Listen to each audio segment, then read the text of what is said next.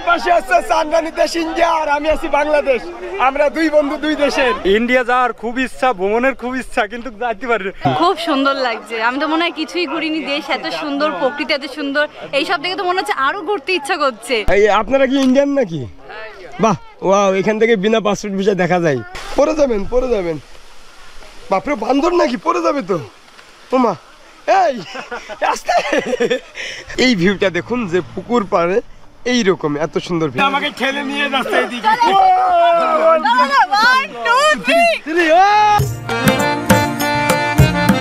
So welcome Sylhet Jaflong.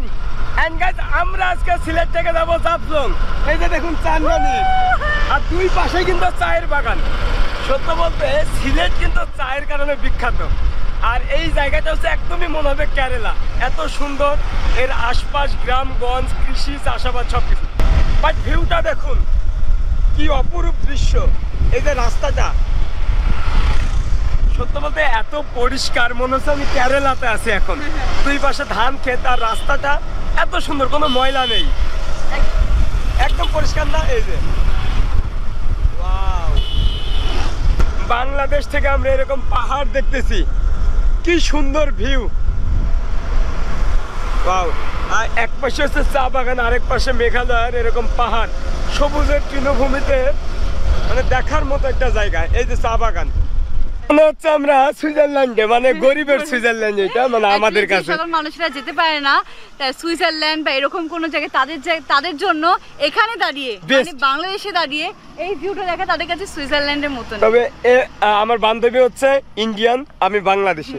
আমার বান্ধবী বাংলাদেশে এসে ইন্ডিয়া দেখতেছে, ও এতটা এক্সাইটেড ওর দেশ দেখেই, কিন্তু ও ইন্ডিয়া থেকে যাইতে পারে নাই। না, এখন যেতে পারিনি, নেক্সট টাইম নিশ্চয়ই যাবো, ট্রাভেল করব। আর এই ভিউটা দেখুন, যে পুকুর পাড়ে এইরকম এত সুন্দর ভিউ। যাওয়ার পথেই এখন আমরা একটা হোটেলে নামছি খাওয়া দাওয়ার জন্য।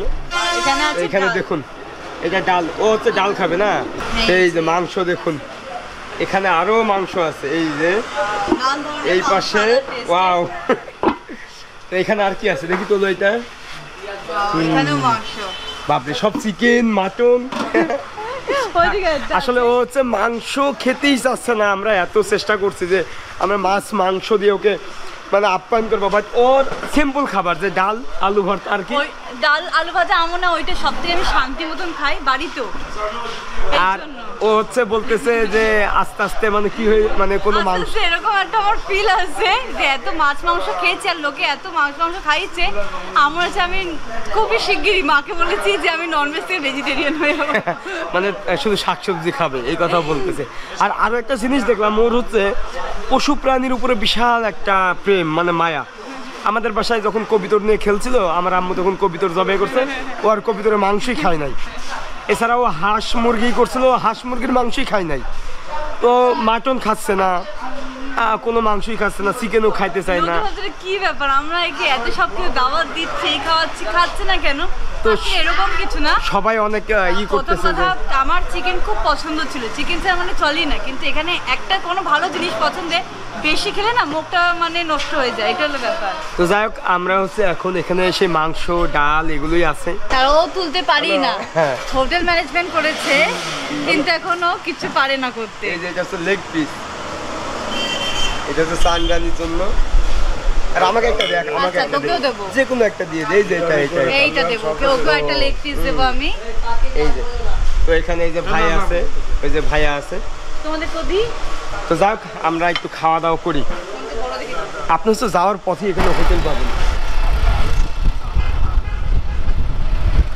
তো আমরা চলে এসেছি তামাবিল বর্ডার। এই যে, আর এই বর্ডারের ওপাশে কিন্তু ইন্ডিয়া, এই পাশে কিন্তু বাংলাদেশ। ওই যেখানে লেখা আছে thanks for visiting Bangladesh, Tamabil land customs. আমার কাছে পাসপোর্ট আছে, আমি ট্রাই করব যে আমি উপরে যেতে পারি। বাংলাদেশ, ওই যে ইন্ডিয়ান মানুষজন, এটা হচ্ছে আমাদের বাংলাদেশ। তো আমরা এখন বাংলাদেশে আছি। এই যে আমাদের ফ্ল্যাগ বাংলাদেশের, এই যে হচ্ছে গেট। ওয়াও, কি সুন্দর পরিবেশ। আপনারা কি ইন্ডিয়ান নাকি? বাহ, ওয়াও, এখান থেকে বিনা পাসপোর্ট ভিসা দেখা যায়। এই যে ইন্ডিয়ার মানুষজন সব, আপুরা ইন্ডিয়ায়। আমরা হচ্ছে এই বাংলাদেশের ওই পারে যেতে পারবো না, ওরা হচ্ছে এখান থেকে আসতে পারবে না। হাই, কোথায় বাসা, কোথায় বাড়ি, কোথায়? হ্যাঁ, মেদিনীপুর। বাহ, হ্যাঁ বাড়ি কোথায়? এই যে দেখুন ডাউকি, ওরা সব ডাউকি চলে যাবে এখন। আমরা চলে আসলাম আর এখন এখান থেকে গুনে গুনে 383টা নাকি সিঁড়ি। আর এই যে দেখুন সেই মেঘালয়ার ডাউকি শহরটা দেখা যায়। আর ওই যে সামনেই হচ্ছে সেই নদীটা। তো এখন আমাদেরকে এরকম নেমে যাইতে হবে, এরপর আমরা এখানে নৌকা রিজার্ভ করব, তারপরে ঘুরবো ঝর্ণা। বাট আমি এর আগে কখনো আসি না, এটা ফার্স্ট টাইম। তবে সিঁড়িটা যত দূর আছে তত দূরে দোকানপাট, কি সুন্দর পরিবেশ না? এই যে দেখুন কি অবস্থা, এগুলো সব নোংরা টোংরা করে রেখে পুরো জায়গাটাকে কিন্তু এরকম নষ্ট করে ফেলছে। আসলে আমরা হচ্ছে পর্যটকরা খুবই অসচেতন, যারা আমরা এখানে ভ্রমণ করি বা এখানকার যে সব দোকানপাট আছে দেখেন পুরো নোংরা করে জিনিসটাকে নষ্ট করে ফেলছে। আর পাহাড় যত ক্লিন থাকবে ততই সুন্দর লাগবে, এবং আমরা এখনো কিন্তু পাহাড়কে ভালোবাসতে শিখি না, যার কারণে এই দশা। আর এইখান থেকে দেখুন কি অবস্থা। ভালো, আপনি ভিডিও তো খেলে দেখি। থ্যাংক ইউ ভালো আছেন? আমরা ঘুরছি, ঠিক আছে। ওকে, অল দ্য বেস্ট। তো অ্যাকচুয়ালি এখানে আসলে একটা মানে দুঃখ বেদনার কথাই মনে পড়ে যায়, কারণ পাহাড়গুলো কেন বাংলাদেশের ভিতরে নাই? সবগুলো হচ্ছে ইন্ডিয়াতে, এখানে বাংলাদেশের ভিতরে একটাও পাহাড় নাই।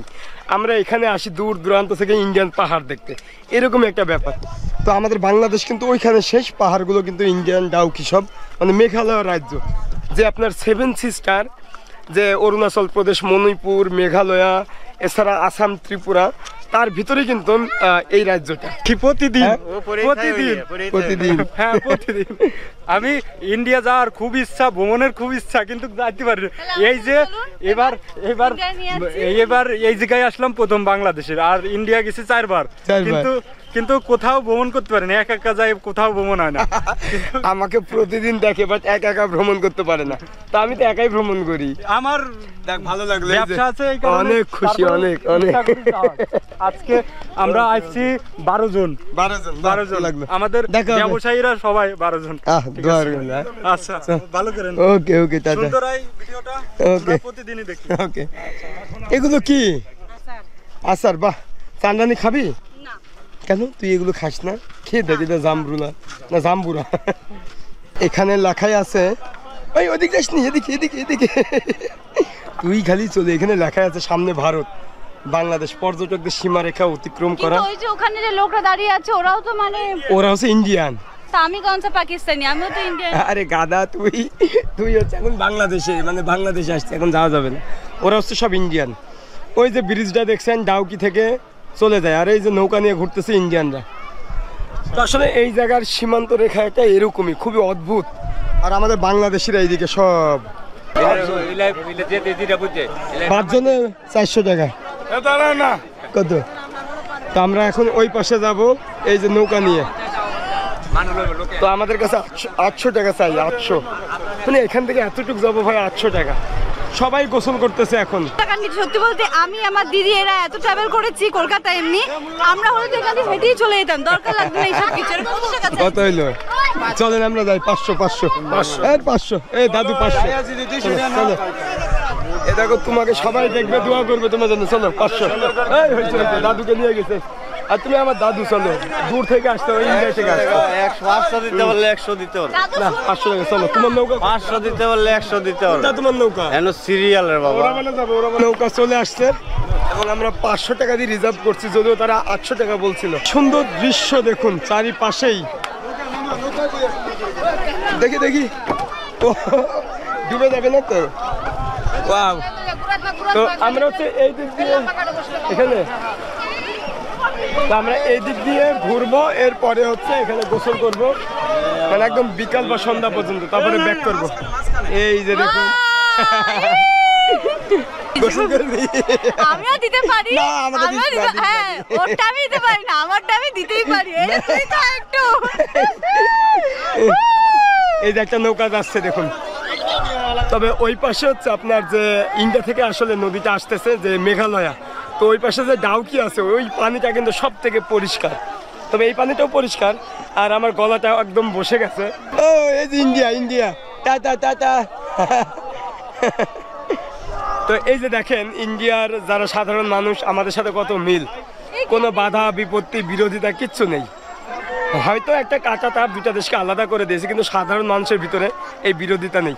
এই যে আমার বন্ধু, এটা ইন্ডিয়া। ওই ঠাকুমা, বাংলাদেশ মেহেরপুর, মেহেরপুর কুষ্টিয়া। আপনি কোথায়? ঢাকা। কলকাতা। এই যে কলকাতার মেয়ে। কলকাতা ইন্ডিয়া।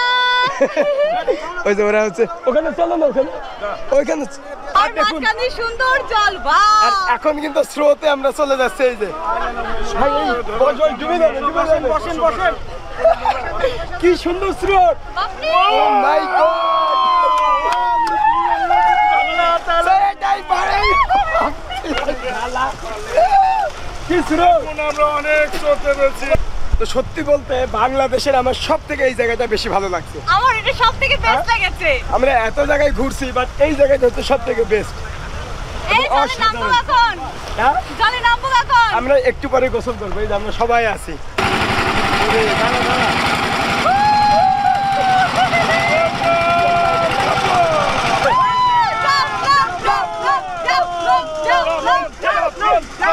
বাংলাদেশের সব থেকে সুন্দর জায়গা আছে সিলেটে।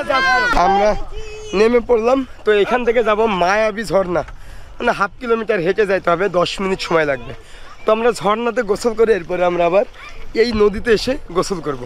তো এতটা মানে পানি পিপাসু লাগছে যে এখন এটা খেতেই হচ্ছে। আমার মনে হয় পাহাড় থেকে নেমেছি এরকম একটা ব্যাপার।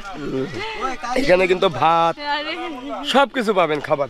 আমি যদি একটু ভাতটা দেখাই, দিয়ে আসো গো, আমরা খেতে পারবো নাকি সব? এই যে কাকু দেখাও তো ভাত। তোমার এখানে ভাতও পাওয়া যায় না? হ্যাঁ, ভাত আছে, দেখেন। খুব কম দামে নাকি? হ্যাঁ, খুব কম দামে।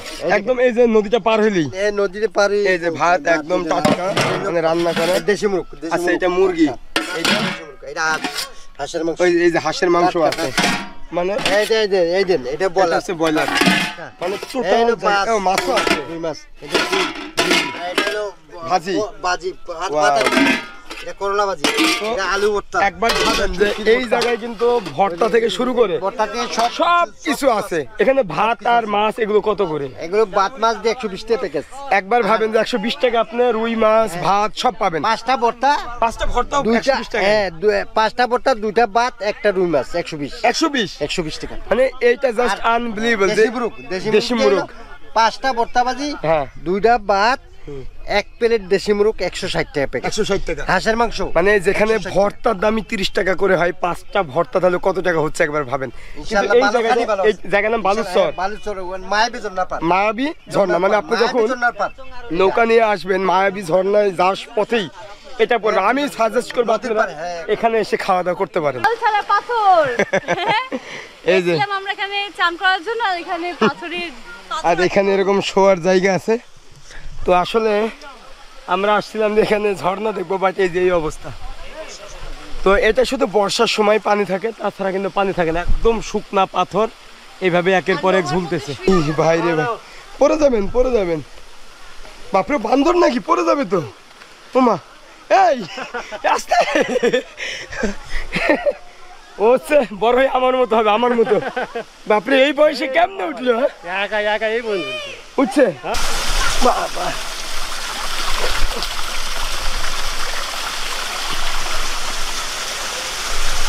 কি ভয়ানক ব্যাপার, মানে কি উপরে। এটা কিন্তু অনেক রিস্ক।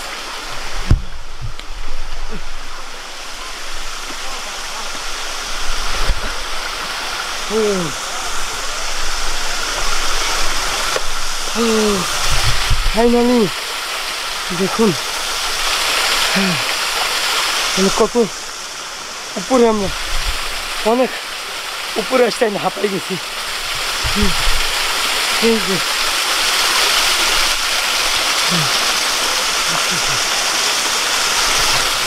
তবে আপনারা বর্ষার সময় আসলে এই জায়গায় দারুণ একটা ভিউ পাবেন, ঝর্ণা। বাট এখন নেই। যা হোক, আমাদের এখন নামতে হবে। পরিষ্কার পরিষ্কার ঠান্ডি পানি পিয়ে গেছে। दोनों फोटो खींच के भाई, এটা বিশাল পাহাড়। হ্যাঁ, এই জাস্ট আমরা তুই আসিস না, এই ছোট চলে যাবি। আমি বসে পড়েছি। ফোন আছে, ফোন আছে। কি হাসি। ভাই, কি স্রোত। এই যে স্রোত দেখুন, অসম্ভব। ও মাই গড, আমাকে দেখো। হ্যাঁ, আমাকে দেখো। আমার ধরেন, আমার ধরেন, আমার ধরেন। না, আমি একাই যাবো। না না না, এই যে সেই সেই সেই সেই ভাই রে, কি স্রোত। ক্যামেরাটা ভিজাই দেন। এই যে স্রোত দেখুন। Wow! মানে পানিগুলো ইন্ডিয়া থেকে আসতেছে। বলতে কি ঠান্ডা। হ্যাঁ, ও আমাকে ও বারবার আমাকে কিন্তু অনেক করেছে। এবার ওর পালা। দাঁড়া দাঁড়া ভাই, কানে ঢুকবে। ওর পালা। ভাই পানিতে আমাকে ঠেলে নিয়ে যাচ্ছে এদিকে। দাঁড়া, 1 2 3। মাথা ভেজে নাই, মোবাইল ভিজে গেছে। মাথা ভেজে নাই ভাই ভাইজি মোবাইল। না না না, আগে করো বি করো। আমি ভাই ভাই ক্যামেরা নিচে সব দেখা যায় না। মোল্লা সিস্টেম, আমার ক্যামেরা অন্যরকম ভাই। অনেক পানি সুন্দর সেই ঘুরতে দিল সুরেশ ভাই ঠান্ডা পানিতে, মনটা অনেক মুগ্ধ হয়ে গেল। কানে পানি ঢুকতেছে। তবে যাই হোক, ফিরিজ ভাই সিলেট আসার জন্য আমি অনেক খুশি। ফিরিজ ভাইকে আমি 2 বছর ধরে সিলেট অনেক দিন ধরে দাওয়াত দিচ্ছি, কিন্তু ফিরিজ ভাই আমাদের সিলেটে খুব আসছে। আমার খুশি। সিলেটবাসীর পক্ষ থেকে অনেক ধন্যবাদ চান্দ্রানীকে আর ফিরিজকে।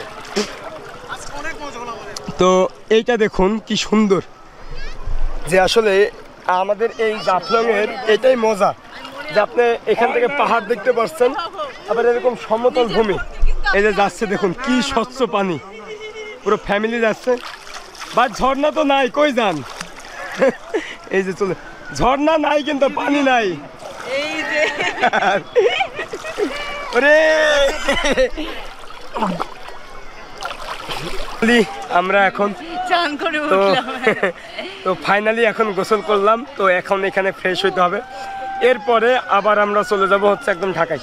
তো আপনারা যখন আসবেন ড্রেস নিয়ে আসবেন, গামছা নিয়ে আসবেন, গোসল করবেন, ফ্রেশ হয়ে কিন্তু আবার নিউ ড্রেস পরে চলে যেতে পারবেন। এই সিস্টেমটা আছে। বলবো যে এটা আমার বেস্ট এক্সপিরিয়েন্স ছিল, যে বাংলাদেশে এসেছি, এত মজা করেছি, অনেক গ্রাম শহর সব ঘুরেছি, কিন্তু এইটা ছিল এমন একটা জিনিস যেটা মানে সব মানুষে মিলে যায়। ওকে, বাংলাদেশের সব রকমের অভিজ্ঞতা দেওয়া হয়েছে, যে নিশ্চয়ই। আমাদের ঢাকা শহর, গুলশান বা পুরান ঢাকার সংস্কৃতি, সিলেটিদের মানে লন্ডন পাড়ায় থেকে শুরু করে গ্রামগঞ্জ সবকিছু। আর এইটা এমন একটা জায়গা যেটা প্রত্যেক মানুষে, সে শহরের মানুষ বা গ্রামের সব মানুষ এখানে আসতে চায়। তো সিলেটটা হলো বেস্ট আমার মানে এক্সপিরিয়েন্স ছিল। তা সবাইকে থ্যাংক ইউ বলতে চাই, যেসব মানুষেরা মানে আমাদেরকে কমেন্ট করেছে এখানে আসার জন্য, আর সাথে ফিজকেও যে ও নিয়ে এসছে আমাকে। তো আচ্ছা, যাই হোক, সবাই সবার দোয়ায় ভালোবাসায় আমাদের ট্যুরটা কিন্তু সম্পূর্ণ হয়েছে। এরপর হয়তো আর 2-1টা ব্লগ বানাবো, এরপরে ও কিন্তু ইন্ডিয়ায় চলে যাবে, মানে ওর ভিসার মেয়াদ নেই। আর একটাই রিকোয়েস্ট, চ্যানেলটা সাবস্ক্রাইব করবেন, পাশের বেল আইকনটি ক্লিক করে রাখবেন। এবং নেক্সটে আমরা আর হয়তো দেখা হবে না, আর হয়তো এরকম একসাথে ট্যুর প্ল্যান হবে না, কারণ আমার ভিসার মেয়াদও শেষ, আমার স্টুডেন্ট ভিসাটাও শেষ, আমার পড়ালেখাও শেষ। হয়তো আমি নেক্সটে প্ল্যান করবো ইন্ডিয়া ছাড়া অন্য কোনো দেশে যাও। আর সবাই ভালো থাকবেন, সুস্থ থাকবেন, দেখা হবে অন্য কোনো ব্লগে। বাই। টাটা।